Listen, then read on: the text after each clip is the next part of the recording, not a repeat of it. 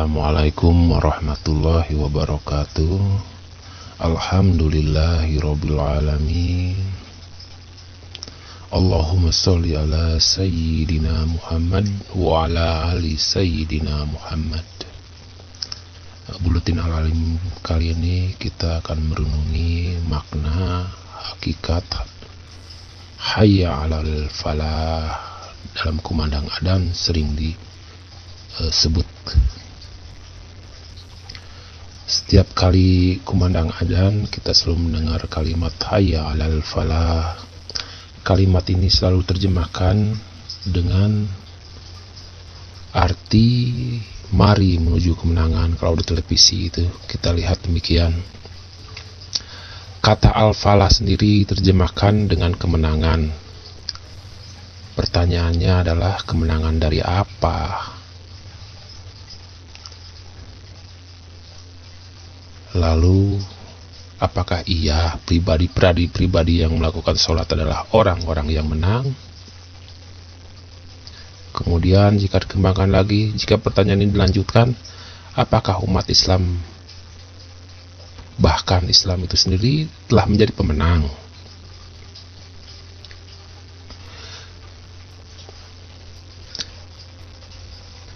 Kata hayya di sini memiliki makna mari menghidupkan. Karena hayy derivasi maknanya berasal dari kata al-hayah yang artinya adalah kehidupan. Sedangkan ala bisa bermakna atas, ala kulihal, atas segala sesuatu, atau kepada. Kalau ciri bahasa Arab itu selalu ada derivasi makna. Jika tidak ada derivasi makna, berarti kata itu bukan dari bahasa Arab. Biasanya seperti itu. Misalnya di Al-Quran ada kata Ibrahim. Jika tidak ada derivasi maknanya, berarti Ibrahim bukan dari bahasa Arab. Jadi kalau Ibram gak ada artinya. Abraham, Brahmana, ya gak ada artinya. Kira-kira demikian lah. Nah, sedangkan bahasa Arab itu bisa ditelusuri derivasi maknanya seperti apa. Kata al-falah sendiri memiliki banyak makna. Di antaranya maknanya adalah kemakmuran, keberhasilan, atau pencapaian apa yang kita inginkan atau kita cari.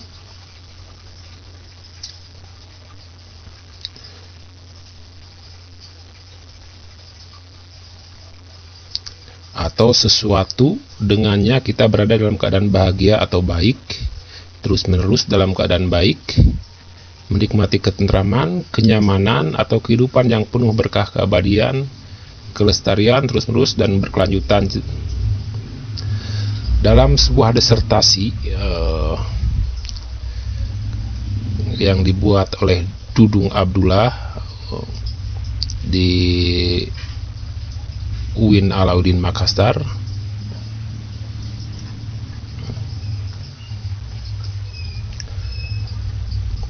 kata al-falah terdapat dalam Al-Quran itu sendiri secara implisit, yaitu pengambilan dari lafal aflahu, bentuknya fi'il madi.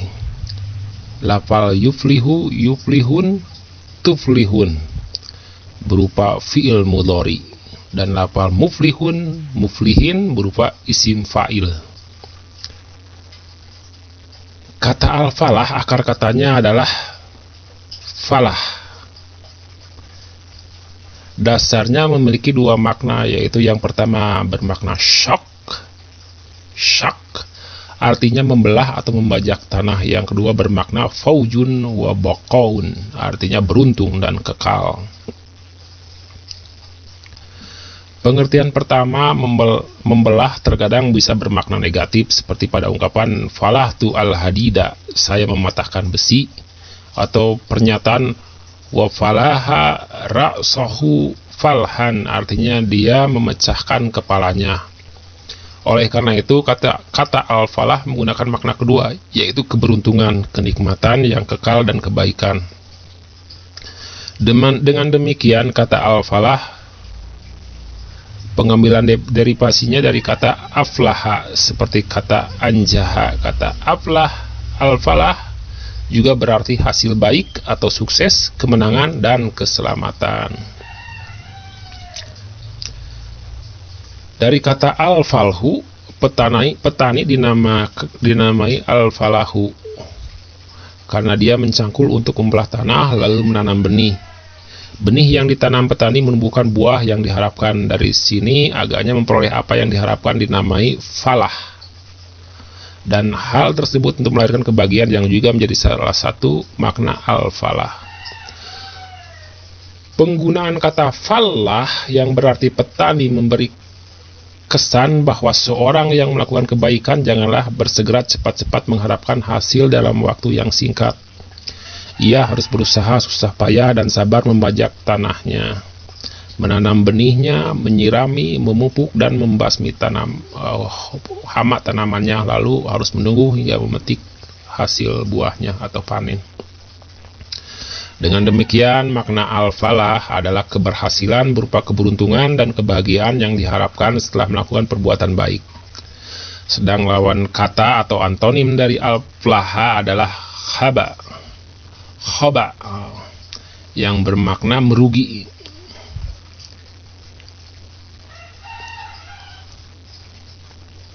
Seperti sebidang tanah yang tak tersiram hujan atau tandus, atau sesuatu yang tidak memberikan manfaat juga haram, atau juga berarti lenyaplah semua yang dimiliki tanpa sedikit pun tersisa. Menurut Ar-Raghib Al-Asfahani, memperoleh apa yang diharapkan itu bisa dirasakan di dunia dan bisa juga di akhirat. Di dunia, atau lebih tepatnya sering disebut duniawi, menjadikan hidup nyaman berupa keleluasan hidup, kekayaan, kemuliaan. Sedangkan di akhirat atau ukhrawi ada 4 hal itu, yaitu wujud langgeng tanpa kepunahan, kekayaan tanpa kebutuhan, kemuliaan tanpa kehinaan, ilmu tanpa ketidaktahuan. Sebagaimana telah diutarakan, derivasi al-falah yang terdiri dari fi'il madi, fi'il mudhari, dan isim fa'il.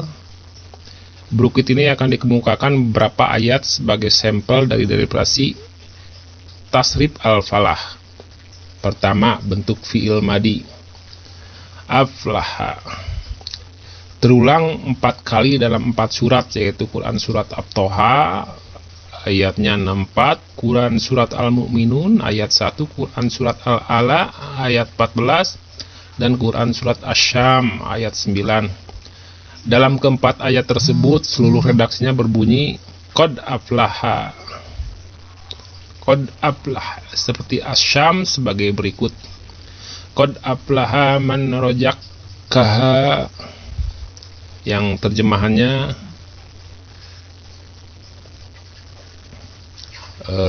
di Depag, terjemahan Depag berarti sesungguhnya beruntunglah orang yang menyucikan jiwa. Qad aflaha man rajakkaha. Qad aflaha man jakkaha.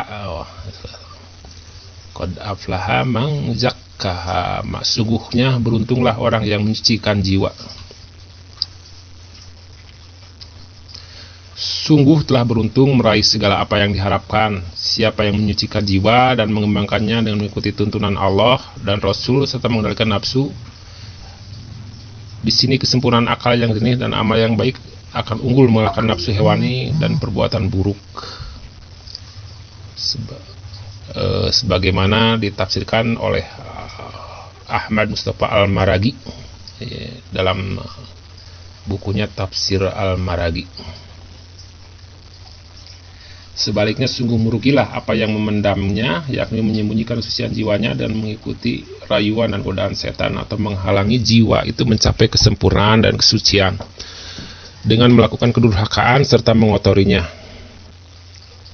Kedua, bentuk fi'il mudhari yuflihu terulang 9 kali dalam 6 surat, yaitu Al-An'am ayatnya 135, Quran surat Yunus ayat 77, Quran Yusuf ayat 23, Quran surat Toha ayat 69, Quran Surat Al-Mu'minun ayat 117, Quran Surat Al-Qasas ayat 37 dan 82, lafal lainnya yaitu yuflihun berulang kali dalam 2 surat, yaitu Quran Surat Yunus ayat 69 dan Quran Surat An-Nahl ayat 16. Selanjutnya lafal tuflihu hanya terdapat 1 kali, yaitu pada Quran Surat Al-Kahfi ayat 20. Selain itu lafal tuflihun terulang 11 kali dalam 8 surat, yaitu pada Quran Surat Al-Baqarah 189, Quran Surat Al-Imran ayat 200, dan Quran Surat Al-Maidah ayat 35, 90, dan 100. Lalu pada Quran Surat Al-A'raf ada juga di ayat 69, Quran Surat Al-Anfal ayat 45, Quran Surat Al-Hajj ayat 77, dan Quran Surat An-Nur ayat 31, dan Quran Surat Al-Jumu'ah ayat 31 juga. Dalam 11 ayat tersebut seluruh redaksinya berbunyi la'allakum tuflihun,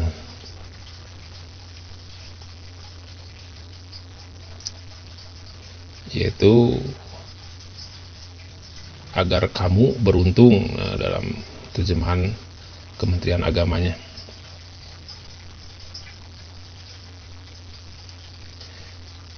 Kalau redaksinya dalam Quran Surat Al-Jumu'ah itu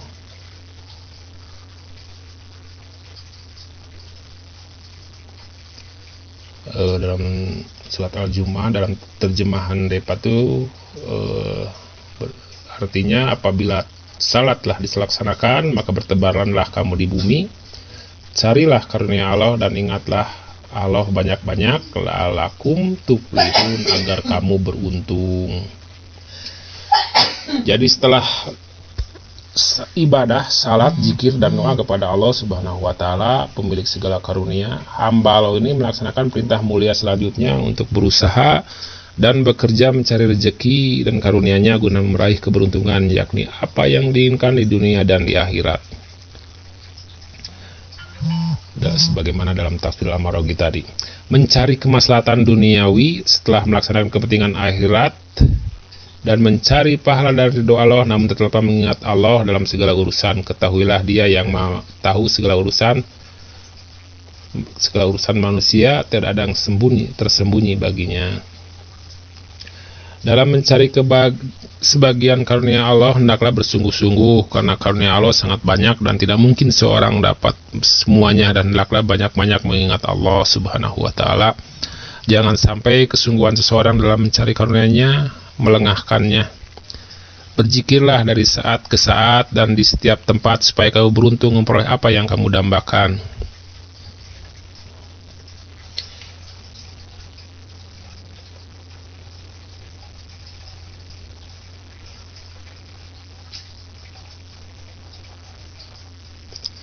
Selain harf la'ala, terdapat pula huruf lain yang menyertai fi'il mudhari adalah harf la dan lan. Misalnya la yuflihu artinya dia tidak akan beruntung, dan lan tuflihu artinya kamu sekalian tidak akan beruntung.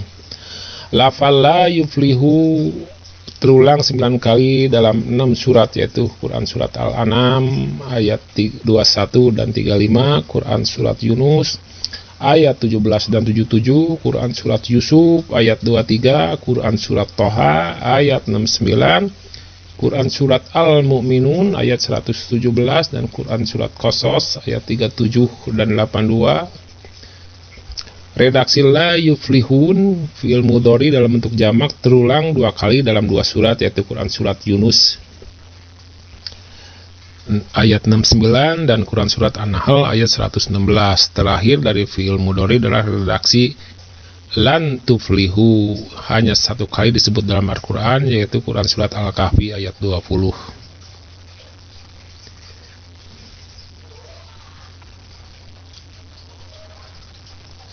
Dalam Quran Surat Toha ayat 69, dalam terjemahan Departemen Agama berbunyi, dan lemparkanlah apa yang ada di tangan kananmu, niscaya ia akan menelan apa yang mereka perbuat. Apa yang mereka perbuat itu hanyalah tipu daya pesihir dan tidak akan menang dari manapun ia datang. Wala yuflihu, dan tidak akan menang dari manapun ia datang. Jadi wala yuflihu diartikan tidak akan menang. Kalimat la yuflihu artinya tidak akan menang atau tidak unggul. Pesihir memiliki kepintaran yang jahat dan bohong, sedangkan Nabi Musa memiliki mukjizat hisyah sebagai yang bagaimana mungkin bisa ditandingi. Ayat ini memerintahkan untuk melemparkan apa yang ada di tangan kanan Nabi Musa alaihissalam, yakni tongkat. Agaknya ayat ini tidak menyebut kata tongkat untuk mengisyaratkan betapa remeh menghadapi apa yang telah dilakukan oleh para penyihir itu, yakni sekedar melempar sesuatu yang berada di tangan Nabi Musa. Di sisi lain, penyebutan kata yamin yang di samping berarti tangan kanannya juga berarti kebaikan. Kata sanau terambil kata sana'a yang biasa digunakan dalam arti melakukan sesuatu dengan tekun dan teliti dan atas dasar keahlian.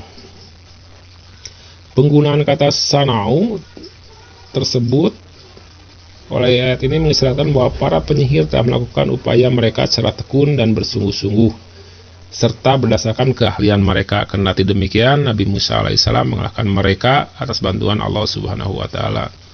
Dengan demikian, kemenangan atau keberuntungan al-falah yang penyihir inginkan itu tidak tercapai. Ada kata la yuflihun lagi dalam Quran surat Yunus ayat 69. Katakanlah sesungguhnya orang-orang yang mengadakan kebohongan terhadap Allah la yuflihun, tidak akan beruntung. Kebohongan terhadap Allah dinisbahkan dengan menyekutukan atau musyrik kepada Allah Subhanahu wa taala, seperti mengatakan Allah mempunyai anak, seperti halnya kaum musyrikin mengatakan malaikat adalah anak Allah, kaum Yahudi mengatakan Uzair anak Allah, kaum Nasrani mengatakan pula Al-Masih anak Allah. Mereka ini tidak akan beruntung dengan kesenangannya menikmati anggapan tasafat dari anak-anak Tuhan atau kemusyrikan dari makhluk-makhluk Tuhan, padahal Allah itu Maha Kaya, tidak butuh sesuatu pun termasuk anak. Dengan kebohongan terhadap Allah, mereka tidak akan meraih apa yang diharapkan, dan apa yang mereka raih hanya kesenangan semu selama hidup di dunia, sedangkan di akhirat akan merasakan azab yang berat. Selanjutnya kalimat lan tuflihu artinya kamu sekalian tidak akan beruntung, seperti terdapat dalam surat Al-Kahfi ayat 20 yang artinya sesungguhnya jika mereka dapat mengetahui tempatmu, niscaya mereka akan melempar kamu dengan batu atau memaksamu kembali ke agama mereka, dan jika demikian niscaya kamu tidak akan beruntung selamanya. Walan tuflihu ida abada, tidak akan beruntung selama-lamanya. Kisah ini diperankan oleh Ahlul Kahfi yang tertidur kurang lebih 309 tahun dalam gua. Ketika mereka terbangun dan merasa lapar, diutuslah salah satu di antara mereka untuk membeli makanan ke kota. Utusan mereka dinasihati untuk berlaku baik dan santun kepada masyarakat yang ditemui di kota. Juga dilarang menceritakan kejadian misterius dan tempat persembunyian tersebut kepada siapapun. Karena jika hal ini diketahui, maka Ashabul Kahfi ini akan dibunuh atau dirajam sampai mati, atau akan disuruh kembali kepada agama nenek moyang mereka. Jika demikian, walan tuflihu ida abadan, niscaya kalian tidak akan beruntung selama-lamanya di dunia. Kalian akan disiksa dan dibunuh oleh orang kafir, dan di akhirat kalian akan dapat siksa dari Tuhan. Ketiga bentuk isim yakni lafal muflihun, muflihin, lafal muflihun terulang 12 kali.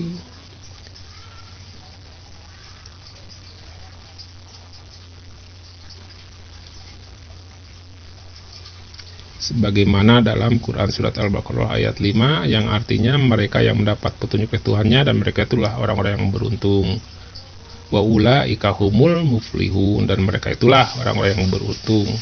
Al-muflihun, orang yang mendapat keberuntungan, atau al-falah adalah orang yang mendapat dua keutamaan, yakni hidayah dan keberuntungan al-falah. Salah satu keutamaan saja sudah cukup bisa membedakan mereka dengan yang lain apalagi jika keduanya tergabung. Orang yang mendapat keberuntungan Allah adalah orang yang menjalani kehidupan di bawah penguasaan hidayah. Pernyataan Al-Hudan ini memberi faedah menetapkan hidayah sempurna, kekokohan sebagaimana sang penunggang duduk di atas punggung binatang tunggangannya. Kekuatan hidayah yang mendorong berbuat kebajikan sehingga mendapat keberuntungan dunia dan akhiratnya sebagaimana yang diharapkannya. Yang terakhir dalam isim adalah lafal al-muflihin. Lafal al-muflihin ini hanya disebut satu kali dalam Al-Quran, yang artinya maka adapun orang yang bertobat dan beriman serta mengerjakan kebajikan, maka mudah-mudahan dia termasuk minal muflihin, termasuk orang yang beruntung. Minal muflihin itu diartikan termasuk orang yang beruntung. Dari ketiga bentuk derivasi al-falah, yakni fi'il madi, fi'il mudhari, dan isim fa'il, bisa diringkas antara lain al-falah atau keberuntungan bisa dilihat dari orang yang mendapat keberuntungan, yaitu pernyataan qad aflaha dan al-muflihun. Motivasi dan usaha-usaha untuk mendapatkan keberuntungan tergambar dalam redaksi la'allakum tuflihun.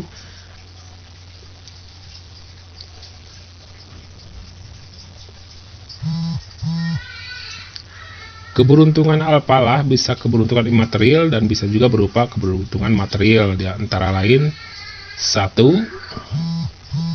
Dapatkan kebersihan jiwa seperti firman Allah dalam Quran surat Al-A'la ayat 14 yang terjemahannya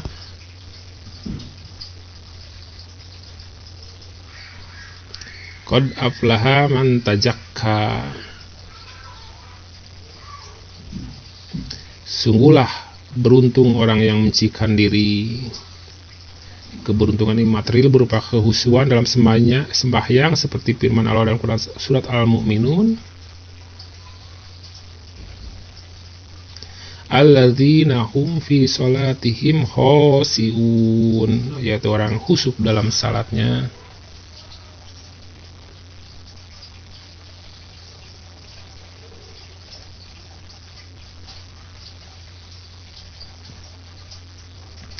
Dan keberuntungan imaterial juga bisa berupa keteguhan memegang amanah.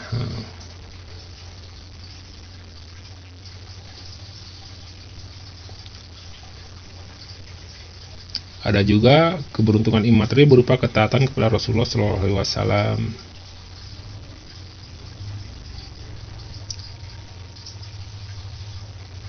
Ada yang bisa juga berupa hidayah dari Allah, sebagaimana dalam Quran surat Luqman, yang artinya mereka orang-orang yang mendapat petunjuk dan mereka itulah humul muflihun, orang-orang yang beruntung.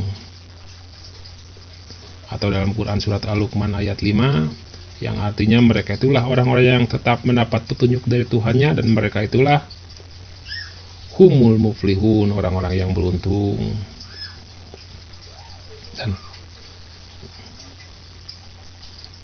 Dan banyak lagi makna al-falah ini.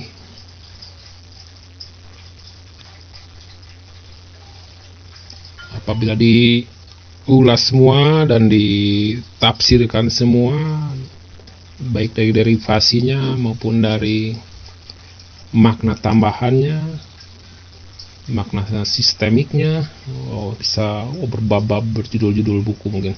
Ini dari satu disertasi aja seperti ini. Namun ada terma yang sepadan dengan makna al-falah, yaitu kata al-fauj.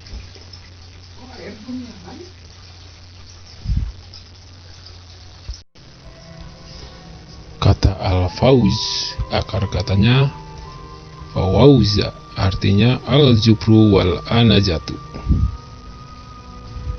yaitu kemenangan, keberuntungan, kelulusan, keselamatan. Jika seseorang mendapatkan al-fauj, berarti dia beruntung memperoleh kebaikan dan lepas dari keburukan. Al-Fawz dengan derivasinya dalam Al-Quran terulang 29 kali dalam 22 surat. Lafal-lafal tersebut tampil dalam berbagai bentuk seperti fi'al madi, contoh faza, bentuk fi'il mudhari, contoh al-fuju, contoh afuju, bentuk masdar seperti fauz, mafajun, dan mafajatun, dan bentuk isim fa'il seperti faizun.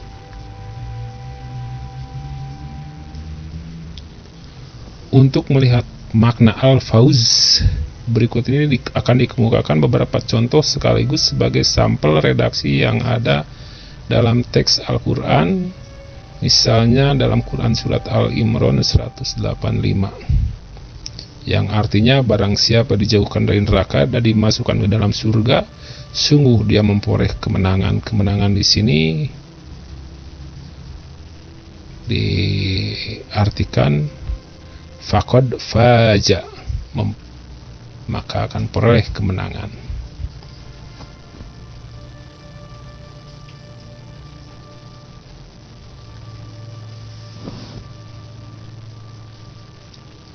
Dalam Quran Surat An-Nur ayat 52 dinyatakan pula artinya sebagai berikut, dan barang siapa taat kepada Allah dan Rasul-Nya serta takut kepada Allah dan bertakwa kepadanya, mereka itulah orang-orang yang mendapat kemenangan. Humul faizun. Jadi mereka itulah yang dapat kemenangan, dituliskan sebagai humul faizun. Ayat ini menyatakan bahwa orang yang taat kepada Allah dan Rasul-Nya dan takut kepada Allah dengan seluruh jiwanya, menyangkut dengan dosa yang pernah dilakukannya serta bertakwa kepadanya, yakni berusaha untuk menghindari dari siksanya dengan melaksanakan perintah dan menjauhi larangan Allah Subhanahu wa Ta'ala, mereka itulah yang sungguh sangat tinggi kedudukannya, merupakan orang-orang yang mendapat keberuntungan al-fauj dengan memperoleh pengampunan Allah dengan surga.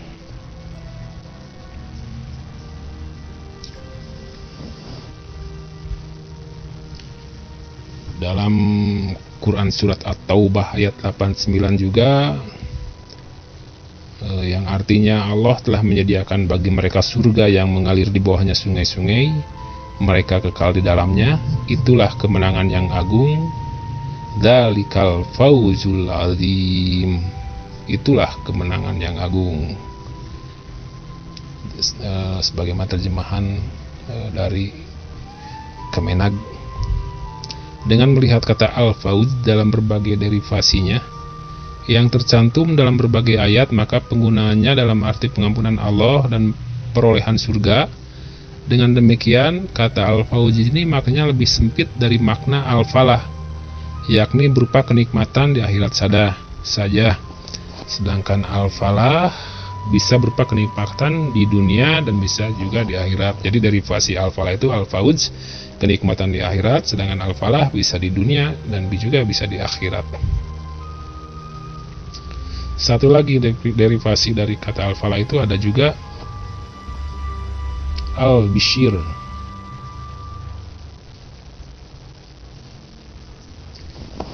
Al-bishir atau al-bushra bermakna al-surur, al-farah, artinya kesenangan, kegembiraan. Basyara, abasyara,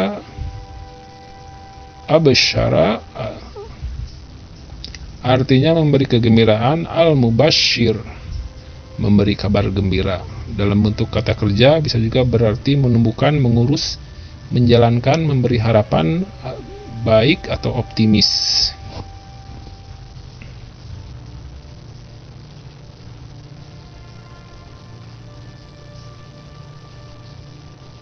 Untuk melihat makna-makna tersebut bisa dilihat dalam beberapa contoh berikut ini, yaitu dalam Quran Surat Ar-Rum ayat 46, yang artinya,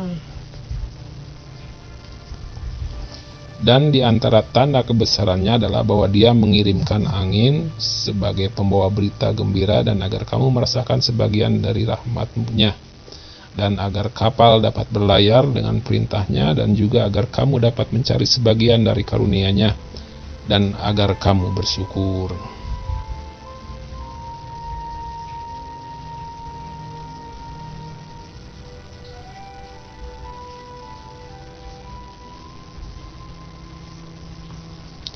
Kata mubasyiratin yang berarti pembawa berita gembira, maksudnya awan yang tebal yang ditiupkan angin lalu menurunkan hujan.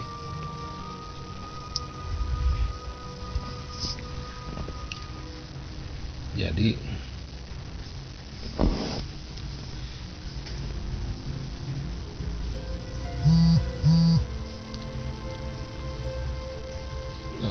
dengan awan menurunkan hujan itu dapat dirasakan sebagai rahmat Allah dengan tumbuhnya biji-bijian yang telah disemaikan dan menghijaunya tanaman-tanaman serta berbuahnya tumbuhan-tumbuhan dan sebagainya.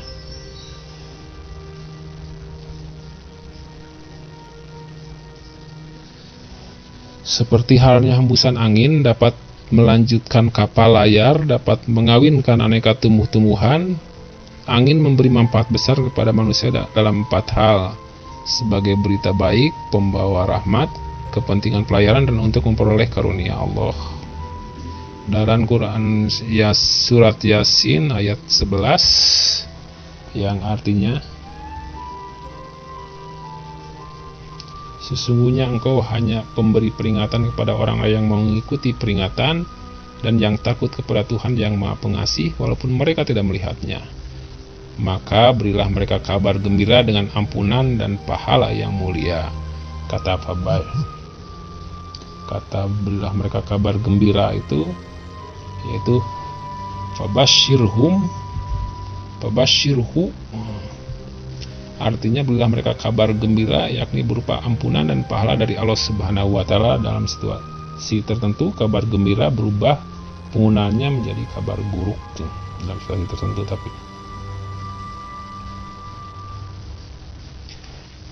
Jadi lengkapnya sudah innama tundiru manittaba'a dzikra wa khasyar rahmana bil ghaib fabasyirhu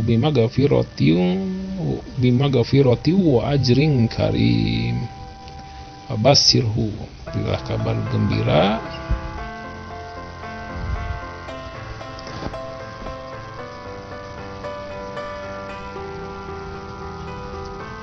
dengan ampunan dan pahala yang mulia. Kemudian kabar gembira bisa berubah menjadi kabar buruk itu seperti dalam Quran surat An-Nisa ayat 138 yang artinya kabarkanlah kepada orang-orang munafik bahwa mereka akan mendapat siksaan yang pedih. Basyiril munafikin, kabarkanlah kepada orang munafik.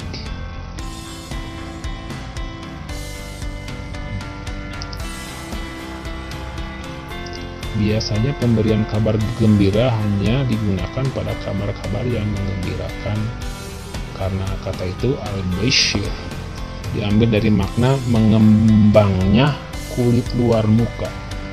Adapun jika kata itu digunakan dalam berita-berita buruk, maka hal ini termasuk dalam bab tahakkum dan taubih, artinya ejekan dan cemoohan.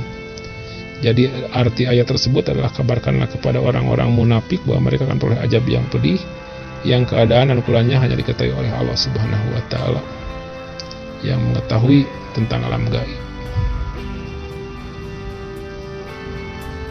Derivasi makna al-falah selanjutnya adalah al-zaza, bermakna al-ghana wal al-kifayah, artinya kekayaan dan kecukupan. Al-zaza juga diartikan adanya sesuatu yang cukup sebagai pembalasan. Suatu kebaikan dibalas dengan kebaikan pula, misalnya amal soleh dibalas dengan pahala dan kenikmatan. Sebaliknya, suatu keburukan dibalas dengan keburukan pula, misalnya amal buruk dibalas dengan siksa dan penderitaan. Untuk lebih jelasnya, makna al-jaza dapat dilihat dalam beberapa teks ayat seperti firman Allah Quran surat Asy-Syaffat ayat 39 yang artinya, dan kamu tidak diberi balasan melainkan terhadap apa yang telah kamu kerjakan.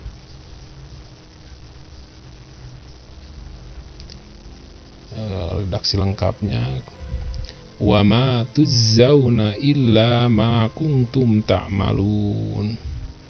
Dan tidak wa ma tujzauna, tidaklah kamu diberi balasan illa, melainkan ma kuntum ta'malun, terhadap apa yang telah kamu kerjakan. Ayat tersebut menjelaskan bahwa balasan hanya diperuntukkan kepada orang yang berbuat, dan balasan yang diberikan sesuai dengan perbuatan baik jenisnya maupun ukurannya.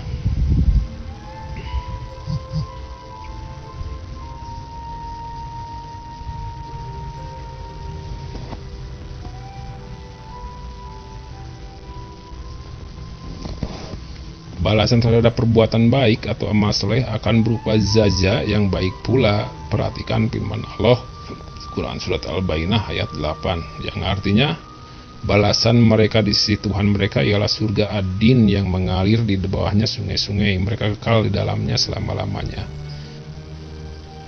Jazaa'uhum, balasan bagi mereka, artinya inda rabbihim, di sisi Tuhannya, jannatun adalah surga ad-din.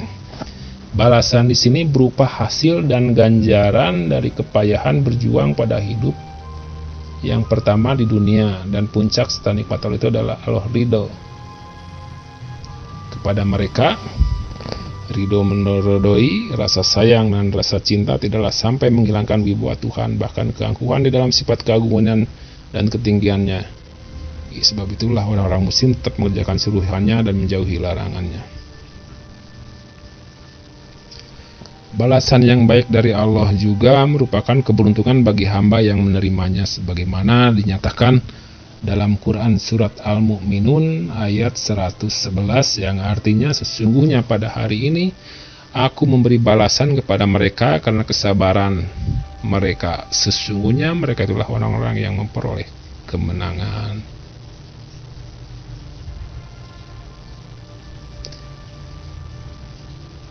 Inni jazaituhum, sesungguhnya pada hari ini aku memberi balasan kepada mereka. Inni jazaituhum. Ayat ini menegaskan bahwa Allah akan memberi balasan kepada orang-orang mukmin pada hari kiamat nanti karena kesabaran dan ketabahan mereka dalam menghadapi ejekan dan tertawaan orang-orang kafir. Kesabaran dalam ketaatan mereka kepada perintahnya. Sesungguhnya orang-orang mukmin itu adalah orang-orang yang menang dan beruntung. Di akhirat kelak mereka duduk di atas dipan-dipan sambil memandang santai menertawakan orang-orang kafir yang menertawakan mereka dahulu di dunia. Inilah ganjaran bagi orang-orang kafir atas apa yang telah dikerjakan dunia.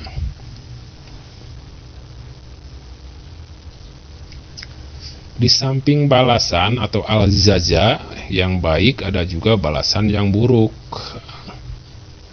Seperti itu terkandung dalam Quran Surat Al-Kahfi ayat 106, yang artinya demikianlah balasan mereka itu neraka jahanam karena kekafiran mereka dan karena mereka menjadikan ayat-ayatku dan rasul-rasulku sebagai bahan olok-olok. Dalika zajauhum, demikianlah balasan mereka itu. Dzalika jazaa'uhum jahannam.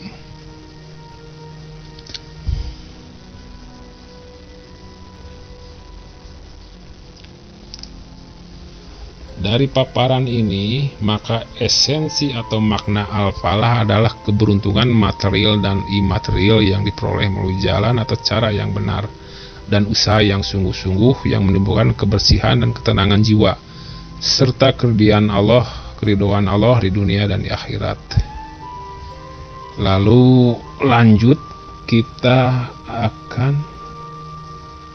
melihat eksistensi al-falah dalam Al-Quran. Jadi eksistensi atau keberuntungan atau al-falah terlihat ketika dihubungkan dengan orang yang mendapatkan atau pelaku yang berusaha memperolehnya, dan juga terlihat kontras perbedaan al-falah ketika dibandingkan dengan orang yang tidak akan memperoleh al-falah, seperti ya orang kafir, orang jalim, dan orang yang berbuat kriminal. Demikian juga al-falah terlihat keberadaannya ketika berhubungan dengan kerja keras yang halal. Dengan demikian, cara perolehan al-falah dan tujuannya selalu dalam lingkaran kebaikan. Makanya dalam sholat itu, dalam adzan hayya 'alal falah, itu dalam lingkaran masih dalam kebaikan. Sholat makan kebaikan, maka dapat memperoleh keberuntungan.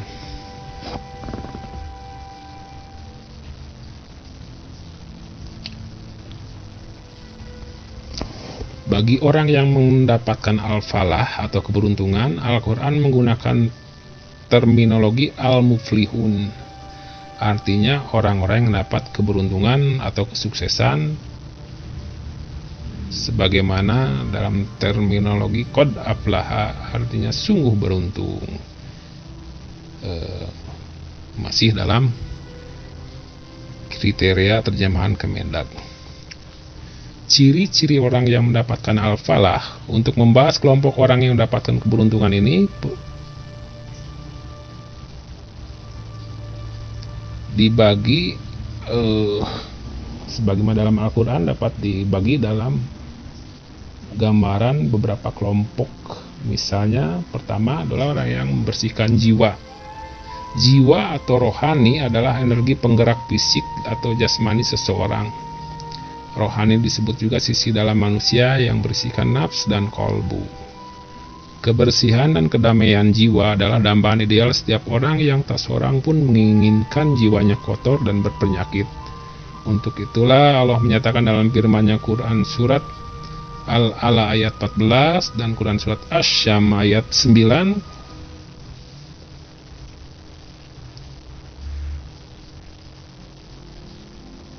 yang artinya sungguh beruntung orang yang menyucikan dirinya, yaitu dengan beriman. Qad aflaha man tazakka, dalam Quran, dan dalam Quran Al-Syam qad aflaha man zakkaha, sungguh beruntunglah orang-orang yang mencucikan jiwa itu.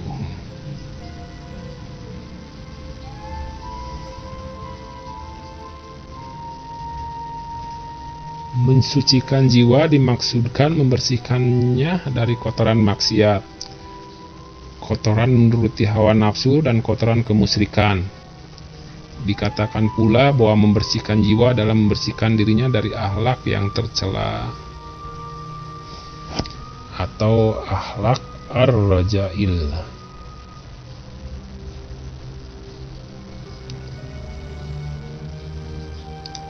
Yang sebagaimana terdapat dalam tafsir Al-Quran Al-Azim karangan Imad Aldin Abi Al-Fida Ismail bin Kasil.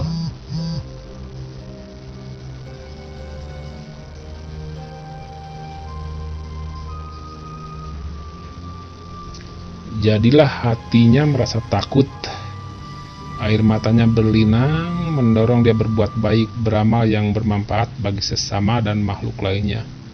Dia tampil dengan cara mentaati Allah, menjauhkan diri dari segala larangannya, dan akhlak yang rendah lagi tercela.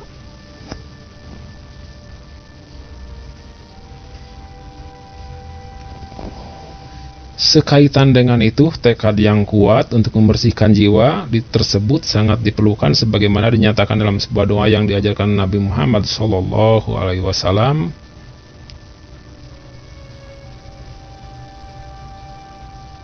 yang artinya, ya Allah, bekalilah jiwa kami dengan ketakwaan.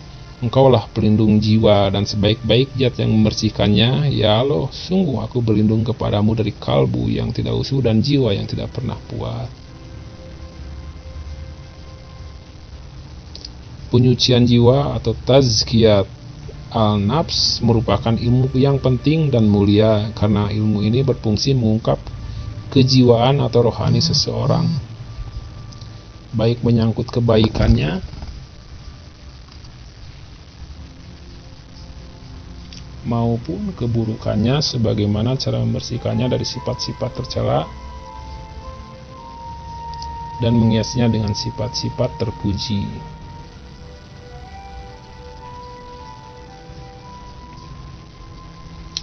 Jika seseorang telah bersih jiwanya, maka ketenangan akan dirasakan dan hadirlah kebahagiaan. Jiwanya akan senantiasa terdorong untuk beribadah kepada Tuhannya, dan jadilah hamba yang pantas menerima hidayahnya. Karena memang yang pantas menerima hidayahnya adalah yang memiliki jiwa yang bersih. Perlu kewaspadaan terhadap jiwa yang bersih ini, antara lain rongrongan nafsu basariah yang mendorong kepada keburukan, yang mengutamakan kelezatan duniawi sehingga tenggelam dalam 5 dosa seperti terkandung dalam surat Yusuf ayat 53, yang artinya sesungguhnya nafsu itu selalu mendorong kepada kejahatan kecuali nafsu yang diberi rahmat oleh Tuhanku.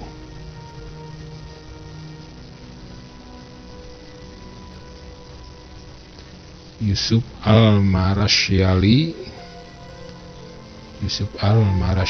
dalam bukunya melansir bahwasannya di belahan dunia barat secara terang-terangan ada yang menolak mentah-mentah akhlak yang mulia atau budi pekerti yang luhur.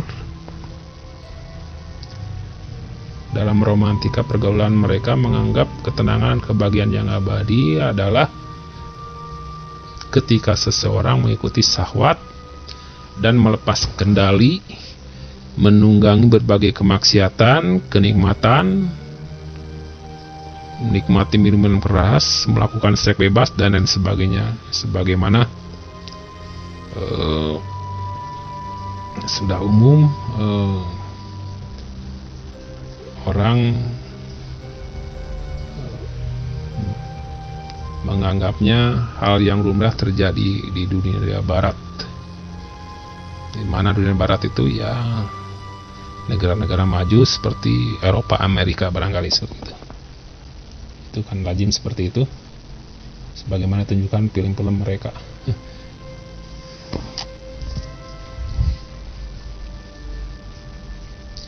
Anggapan mereka bahwa perbuatan buruk tersebut dapat memperoleh keberuntungan dan kepuasan jiwa ternyata keliru, karena mereka menyimpang dari jalan-jalan yang telah digariskan Tuhan melalui wahyunya. Jadilah mereka terjerumus dalam kesesatan dan kenistaan yang bisa lebih rendah dari hewan.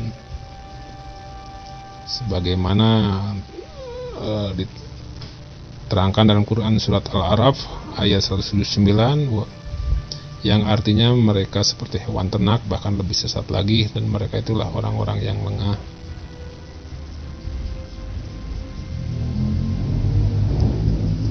Sebaliknya dari kesesatan dan kenistaan adalah keberhasilan dan kebahagiaan, yakni dengan cara penyucian jiwa dengan keimanan yang murni, dengan cahaya petunjuk, tunduk dan patuh melaksanakan perintah Allah dan menjauhi larangannya, mencintai dan meladani Rasulullah SAW sebagai teladan yang baik,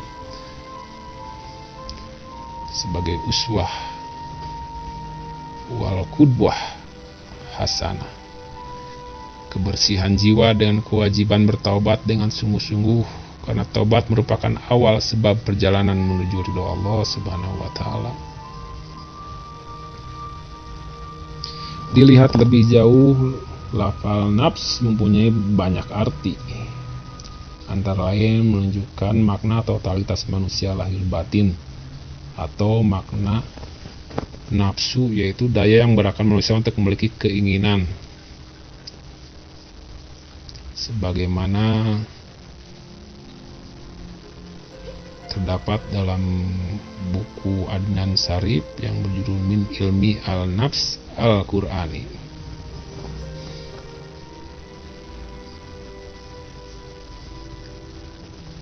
Arti lain dari lafal nafs adalah hati, yaitu salah satu komponen terpenting dalam diri manusia sebagai penggerak emosi dan rasa.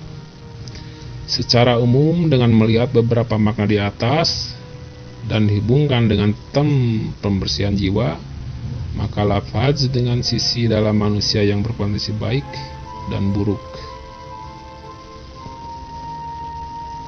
Dalam pandangan Al-Quran, nafs diciptakan Allah dalam keadaan sempurna guna menampung segala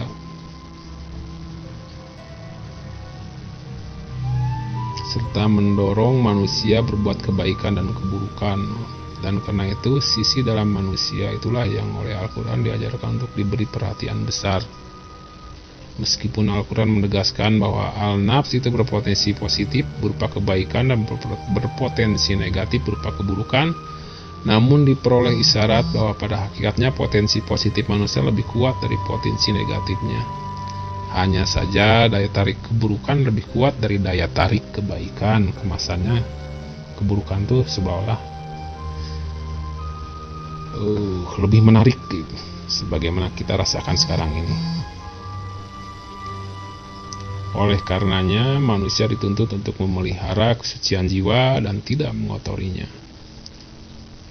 Di sisi lain diperoleh pula isyarat bahwa nafs merupakan wadah yang berisi ide dan kemauan, sebagaimana terkandung dalam surat Ar-Ra'd ayat 11 yang terjemahannya, sesungguhnya Allah tidak akan mengubah nasib suatu kaum sebelum mereka mengubah keadaan diri mereka sendiri. Allah tidak mengubah suatu kaum sampai mereka mengubah apa yang terdapat dalam anfus atau diri mereka. Sebagaimana diisyaratkan ayat tersebut. Lengkapnya itu ayatnya itu, innallaha la yughayyiru ma biqaumin hatta yughayyiru ma bi anfusihim. Jadi sampai mereka mengubah apa yang ada dalam diri mereka, anfusihim. Anfus ini merujuk kepada nafs tadi. Berdasarkan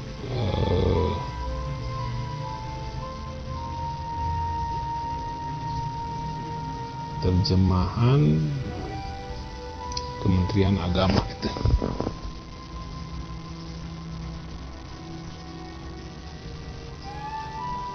Ini berarti nafs dapat menampung kedua hal,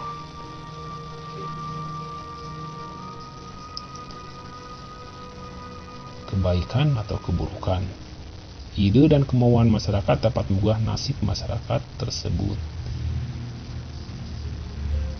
Ide, kemauan keras untuk melaksanakan amal-amal baik hanyalah berada pada jiwa atau nafs yang bersih. Mustafa Al-Maraghi menambahkan bahwa orang yang beruntung adalah yang diri dari segala kotoran dan kehinaan, yang biangnya adalah penolakan kebenaran. Jadi orang beruntung yang menghindari dari segala kotoran dan kehinaan, yang biangnya adalah penolakan kebenaran dan bebannya hati. Seseorang memperoleh keberuntungan dengan upaya pembersihan diri dari kekufuran, menyingkirkan aneka syirik, dan membenarkan segala apa yang dibawa oleh Rasulullah Shallallahu Alaihi Wasallam. Jadi, tidak sampai sini sangat jauh sekali bagaimana kebahagiaan atau falah versi umat Islam dengan versi Barat. Jadi memang versi Barat itu sebenarnya menurut pakar budaya Nusantara yang bahwa di Nusantara ini sebelum masuk Hindu, Buddha, sebelum apalagi Islam, terdapat agama namanya Kapitalan ya, yang kira-kira teorinya seperti orang Barat sekarang, dengan memuaskan seluruh nafsu hewaninya, nafsu liarnya, maka dapat capai kebahagiaan atau moksha gitu menurut mereka. Sehingga biksu-biksu atau apa ya, guru-guru zaman itu semakin banyak mereka memuaskan nafsunya, mereka semakin dapat moksha kan, sakti. Dan memang kenyataan sakti karena mungkin dibantu oleh jin dan setan-setan mungkin gitu. Makanya ada zaman dulu itu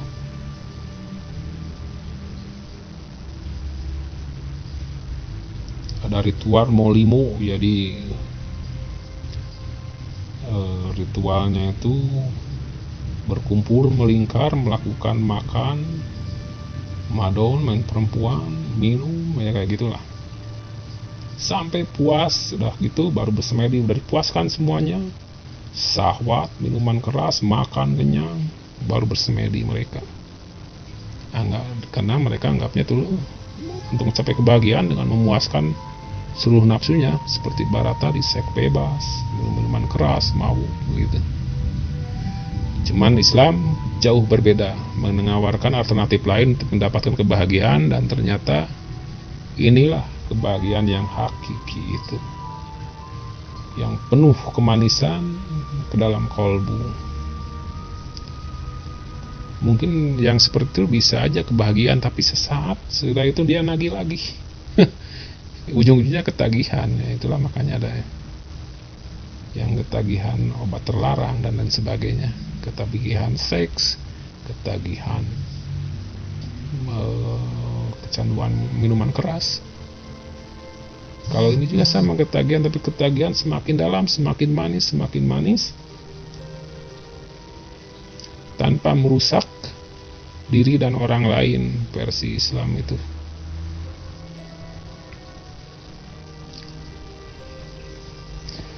Dalam sabda Rasulullah SAW dari Khalid bin Ma'dan berkata, Abu Jar berkata, sesungguhnya Rasulullah SAW telah bersabda, sungguh beruntung orang yang bersihkan hatinya untuk iman yang murni dan menjadikan hatinya damai, lisannya benar dan jiwanya tenang.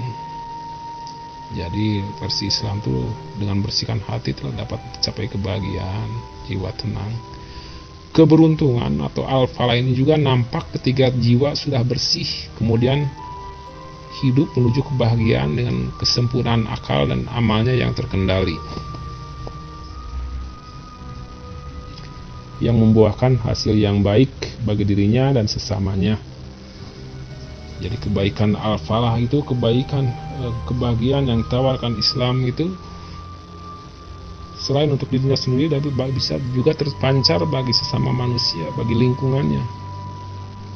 Sebaliknya, alangkah meruginya orang yang mengotori jiwanya, dia akan terperosok jatuh karena terkurasnya kebaikan jiwa akibat ulahnya melakukan kemaksiatan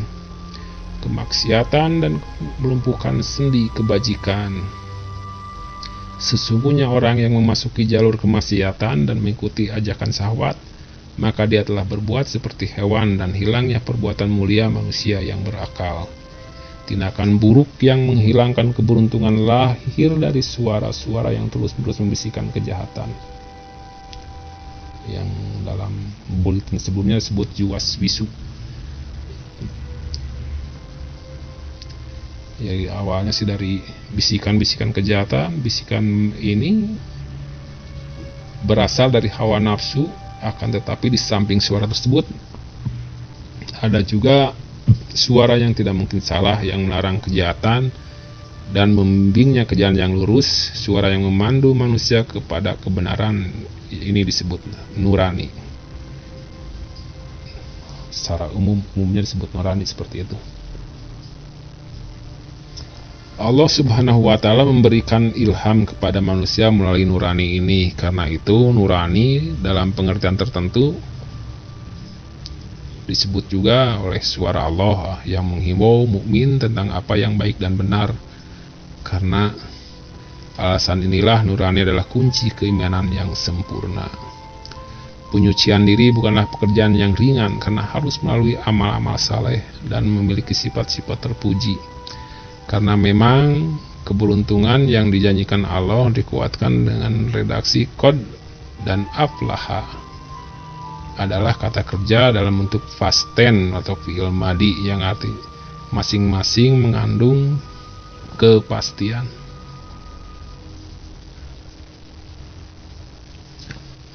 Sebagaimana menurut Quraish As-Silab dalam bukunya Al-Quran Al-Karim.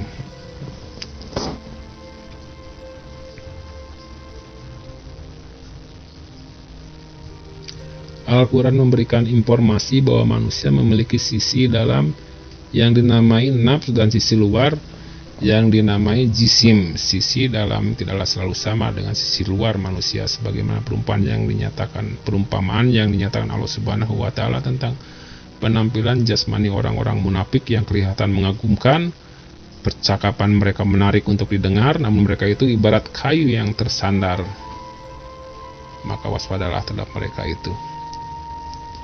Adapun nafs atau sisi dalam manusia, ia mengandung dua hal pokok. Kalau nafs ibaratkan wadah yang besar yang dalam terdapat kotak wadah berisikan segala sesuatu yang disadari oleh manusia. Al-Quran menamai kotak itu kalbu. Apa-apa yang telah dilupakan manusia namun sesekali dapat muncul kembali, dan yang dinamai oleh ilmuwan dengan alam bawah sadar juga berada dalam wadah nafs tetapi di luar kotak kalbu.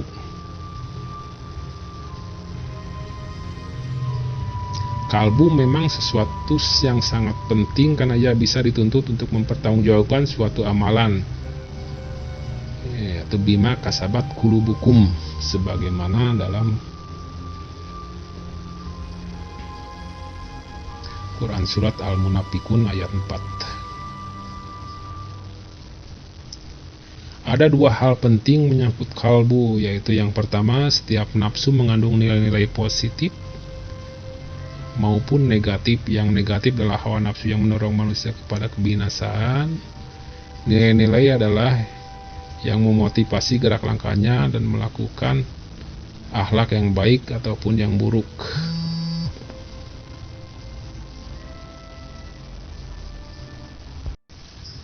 Apabila hawa nafsu telah menguasai seseorang, maka hawa nafsu tersebut akan menjadi ilah yang akan menundukkan dirinya. Sebagaimana dalam Quran Surat Al-Furqan ayat 43, yang artinya, sudahkah engkau Muhammad melihat orang menjadikan keinginannya sebagai Tuhannya?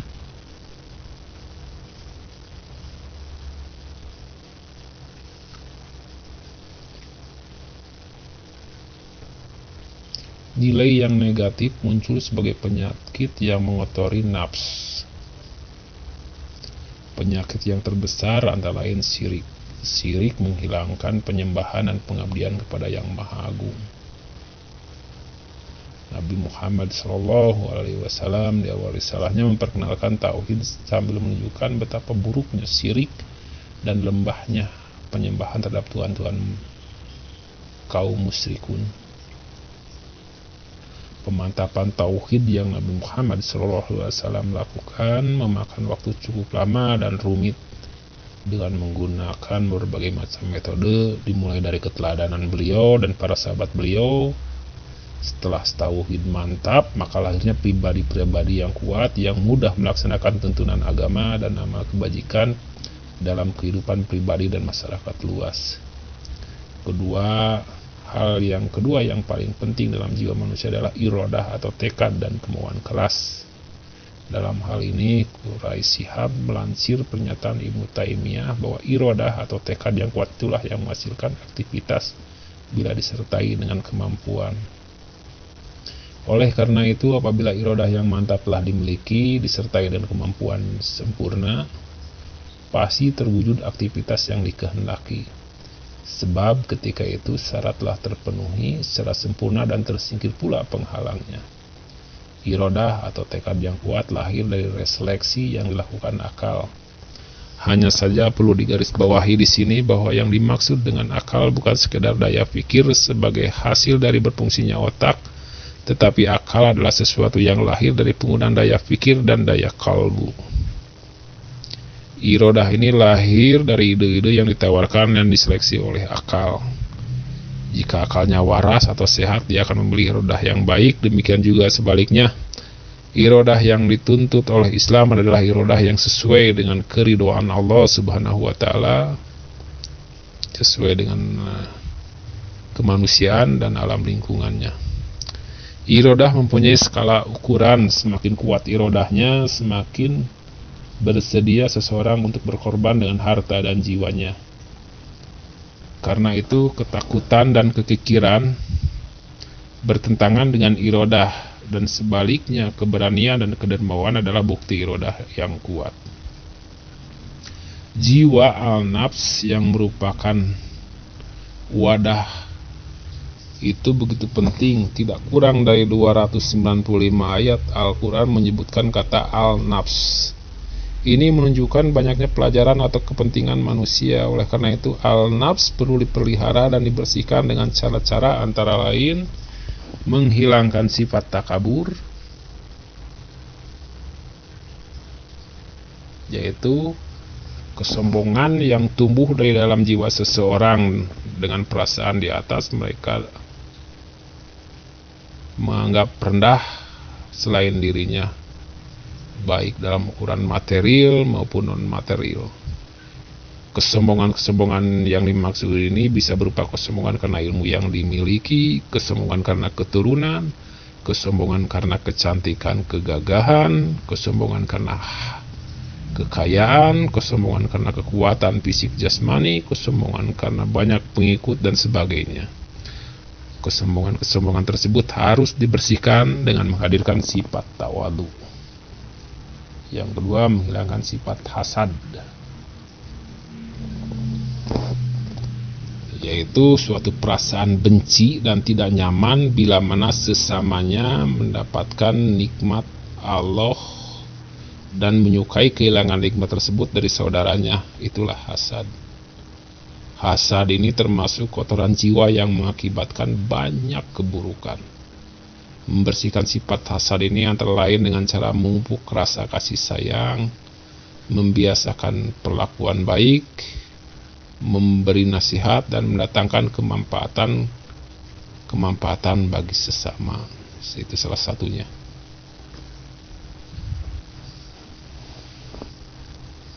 Ketiga, menghilangkan kerakusan atau tamak. Tamak terhadap harta termasuk pemutus terbesar ikhlas karena Allah. Rakus adalah api dan kayu bakarnya adalah harta kekayaan. Setiap kali bertambah kayu atau harta, bertambah pula api kerakusan, dan tak ada yang bisa memadamkan api kecuali air, dan air itulah qanaah. Qanaah juga termasuk jembatan untuk meraih keberuntungan. Allah Subhanahu wa Ta'ala menyelamatkan orang-orang yang qanaah di dunia dari api kerakusan dan di akhirat dari api kejahanam. Yang rakus akan berlaku boros. Rakus bukanlah penyebab melimpahnya rezeki, karena ia tidak meyakini jaminan rezeki dari Allah Subhanahu wa Ta'ala. Keempat, menghilangkan kekikiran atau al-bukhl. Bukhli atau kikir merupakan sifat yang dimiliki seseorang yang merasa terlarang atau berat memberikan harta dari miliknya sendiri. Orang-orang kikir itu pada menyangka sifat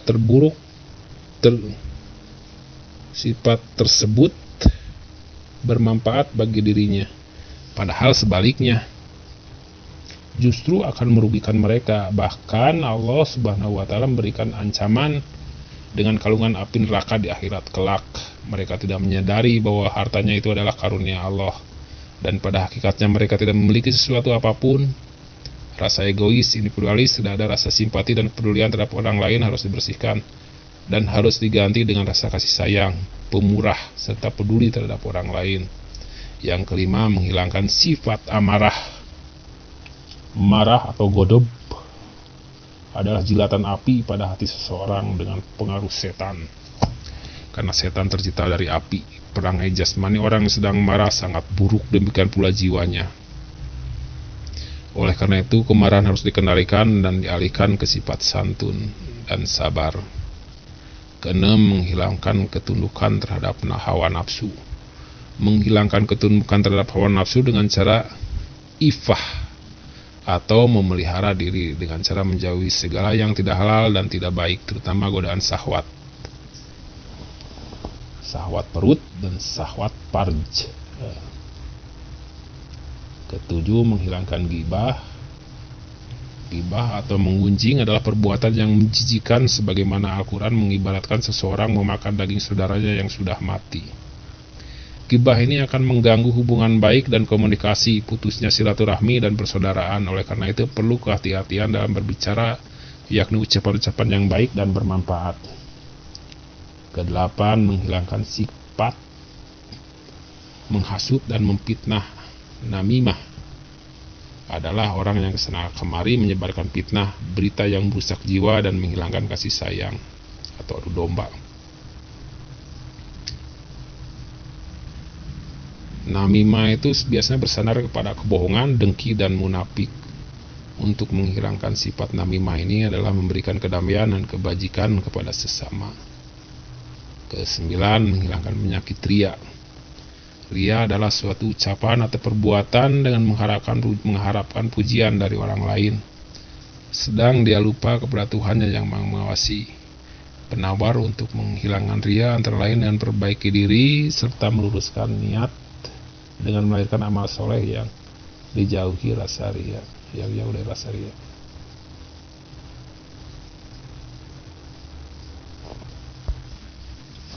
Agar memperoleh keberuntungan atau al-falah juga terdapat dalam akhir surat Al-Hajj. Allah memerintahkan kepada segenap orang beriman agar beribadah dan bertaubat atau berbuat berbagai kebaikan dengan sungguh-sungguh agar memperoleh keberuntungan. Sedangkan permulaan surat Al-Mu'minin ini Allah menegaskan bahwa tidaklah semua orang mukmin yang disebut itu bisa meraih keberuntungan, akan tetapi bisa meraihnya hanyalah orang yang mukmin yang melaksanakan 6 amalan kebaikan. Apa aja itu amalan kebaikan itu?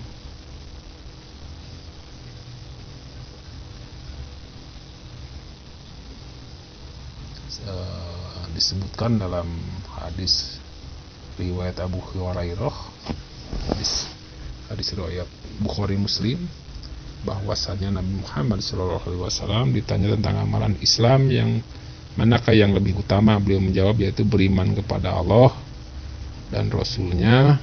Beliau tanya lagi, kemudian apalagi? Nabi menjawab berjihad di jalan Allah.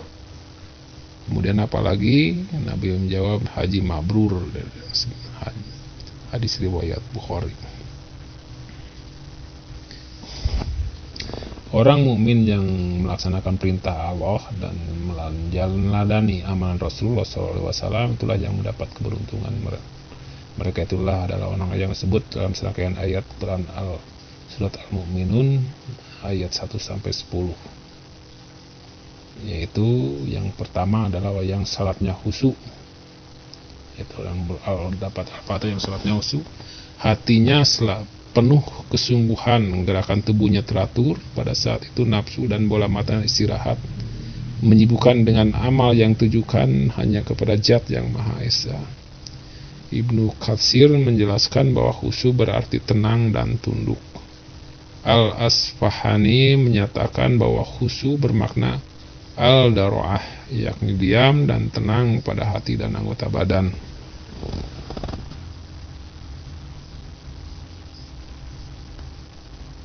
Kedua, orang yang menjauhkan diri dari perbuatan dan perkataan yang tidak berguna. Waktu dan umurnya tidak disia-sia, tapi memiliki arti dan manfaat sebagaimana khusyuk dalam salatnya.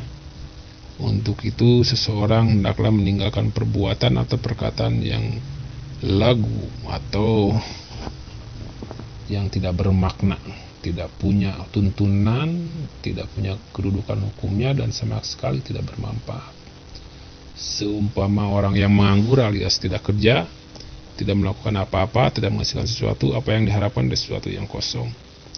Islam memberi tuntunan dengan amal soleh, yakni kerja yang sesuai, bermanfaat, lagi memenuhi syarat-syarat dan nilai-nilainya. Hidup harus diisi dengan amal soleh. Tuntunan Al-Quran tidak memberi peluang sedikit pun bagi seseorang muslim menganggur di sepanjang umur yang dialaminya dalam kehidupannya, sebagaimana sabda Rasulullah SAW dari Abi Burdah radhiyallahu an. Para sahabat bertanya kepada Nabi Muhammad SAW, ya Rasulullah, amalan Islam yang manakah yang lebih utama? Beliau menjawab, yaitu orang atau kaum muslimin selamat dari gangguan mulut dan tangannya. Orang yang kaum muslimin selamat dari gangguan mulut dan tangannya.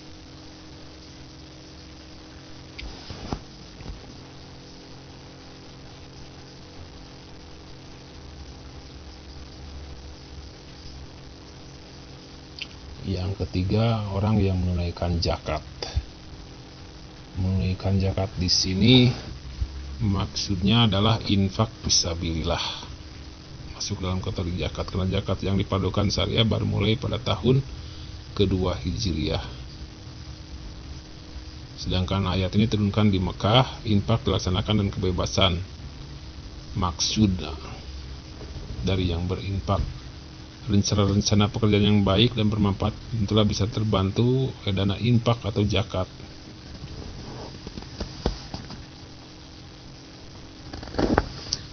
Berbagai ayat Al-Quran yang menyatakan tuntunan untuk berinfak di jalan Allah dari rezeki yang dimiliki seorang. Rezeki yang dimakan di sini haruslah rezeki yang thayyib, yang baik zatnya maupun cara memperolehnya. Dorongan orang berinfak ini antara lain karena amalan ini merupakan tanda kesyukuran seseorang terhadap nikmat-nikmat Allah Subhanahu wa taala, dan sebaliknya orang yang tidak terpanggil untuk berinfak ia termasuk dalam kategori kufur nikmat. Nikmat-nikmat Allah tersebut tidak hanya dinikmati sendiri oleh yang bersangkutan, tetapi juga dinikmati dan berdaya guna bagi sesama dan lingkungannya untuk menuju keberuntungan.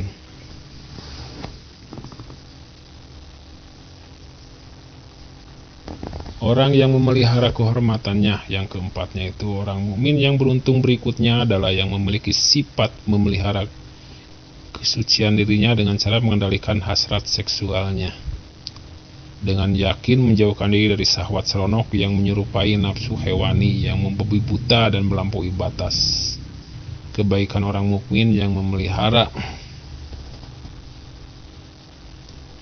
kehormatannya atau farj, mereka terhindar dari hal-hal haram seperti zina, liwat, dan pelanggaran seksual lainnya. Mereka hanya bergaul dengan istri-istri mereka yang halal atau budak-budak yang mereka miliki dari tawanan perang seperti ketika di awal-awal Islam pada abad-abad yang lalu. Hubungan seks merupakan fitrah manusiawi, namun demikian menurut fitrahnya juga hubungan itu harus dilakukan secara benar. Agama membuka jalan hubungan tersebut melalui anjuran perkawinan. Anjuran dimaksud sebagaimana sabda Nabi Muhammad SAW yang artinya,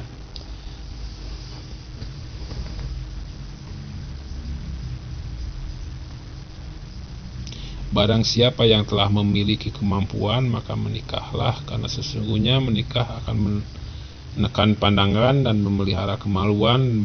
Barang siapa yang tidak memiliki kemampuan untuk menikah, hendaklah dia berpuasa, karena sesungguhnya puasa dapat menjadi pengendali. Hadis ini menunjukkan perintah menikah bagi orang yang memiliki kemampuan menikah. Namun jika ia belum mampu, maka hendaklah ia menahan diri.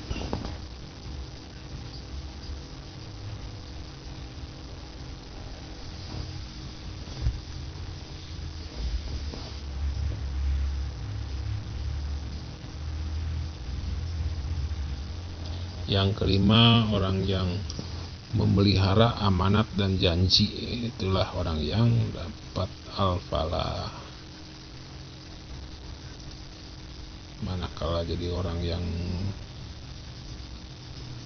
Manakala mereka diberi amanah tidak berkhianat, melainkan menunaikannya dan menyampaikannya kepada yang menerimanya, itulah yang beruntung.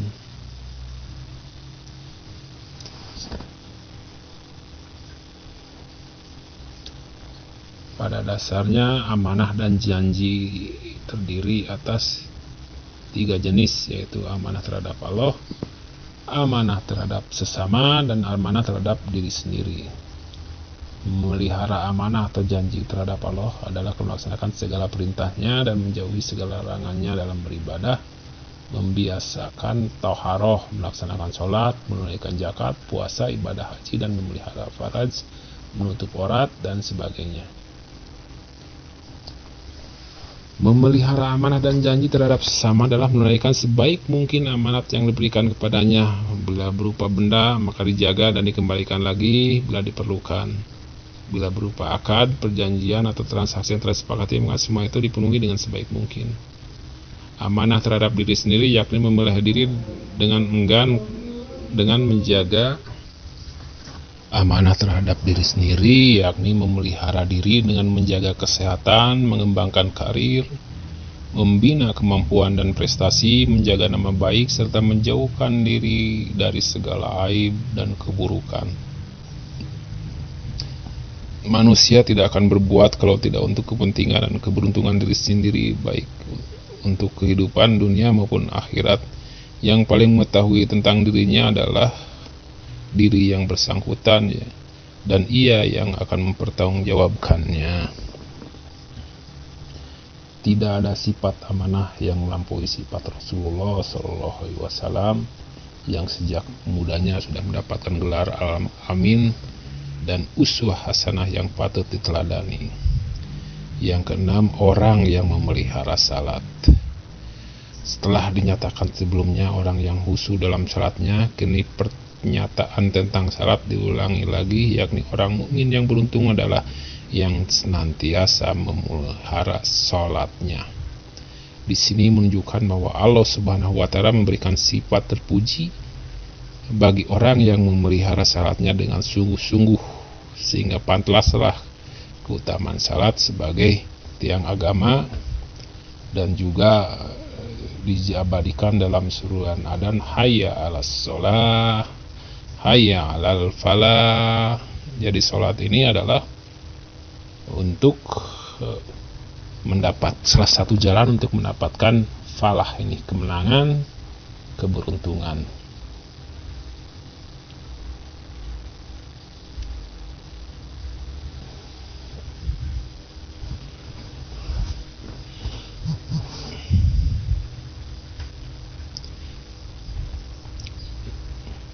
Terus ke yang selanjutnya, dalam rangka mendapatkan falah adalah tentu saja mengikuti jalan Nabi Muhammad atau Sallallahu Alaihi Wasallam. Segala perilakunya, sunah-sunahnya diikuti, karena kalau tidak Nabi Muhammad, siapa lagi yang layak diikuti? Yang Nabi Muhammad udah jelas-jelas menjadi kekasih Allah dan dipuji dalam Al-Quran juga. Secara tegas Allah memberikan predikat al-muflihun, artinya yang memperoleh keberuntungan dan kebahagiaan, antara lain orang yang mengikuti Rasulullah, orang yang menyuruh yang ma'ruf dan mencegah yang mungkar, yang menghalalkan yang baik dan mengharamkan yang buruk, beriman kepada Rasul, mendengarkan serta mengikuti petunjuk Al-Quran yang diwahyukan kepadanya. Kira-kira demikianlah makna al-falah. Lalu bagaimana memaknai hayya 'alal falah? Maka tinggal dipelajari aja atau dilihat aja terminologi dari hayya dan falah. Jika falah udah jelas, tadi panjang lebar sebutkan artinya demikian, yang secara ringkas disebut keberuntungan, kemenangan. Yang lebih utama lagi adalah beruntung, sebenarnya lebih paling mendekati, paling sreg itu yang beruntung. Orang yang beruntung itu sebagaimana sebutkan tadi adalah demikian caranya, dan salat adalah salah satu jalan menuju keberuntungan. Makanya hayya itu serjakan, hayya itu dari kata hidup, mari menghidupkan, menggiatkan salat, mendirikan salat, menjalankan salat. Mari kita dapatkan keberuntungan dengan jalan salat, salah satunya. Minimal itu udah baik, karena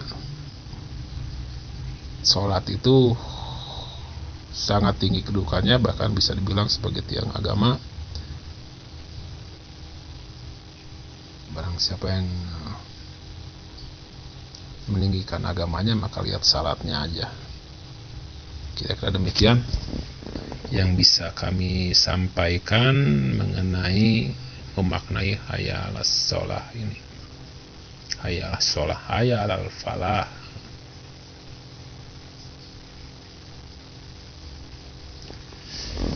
Dan di antara orang-orang yang mendapat keberuntungan al-falah adalah orang yang timbangan amal baiknya lebih berat dibanding timbangan amal buruknya ketika ditimbang pada yaumul hisab, yang tentu saja dengan ajakan hayya al-falah ini mengingatkan setiap muslim. Jadi maknanya itu bisa luas sekali, bukan hanya untuk ngajak sholat, suatu salah satunya mendapatkan keberuntungan sholat, tapi mengingatkan juga untuk dapat keberuntungan itu dengan jalan-jalan yang lain seperti disebutkan tadi. Mari peroleh keberuntungan. Hayya alal falah. Wallahu alam bisawab. Wabillahi taufiq wal hidayah. Wassalamualaikum warahmatullahi wabarakatuh.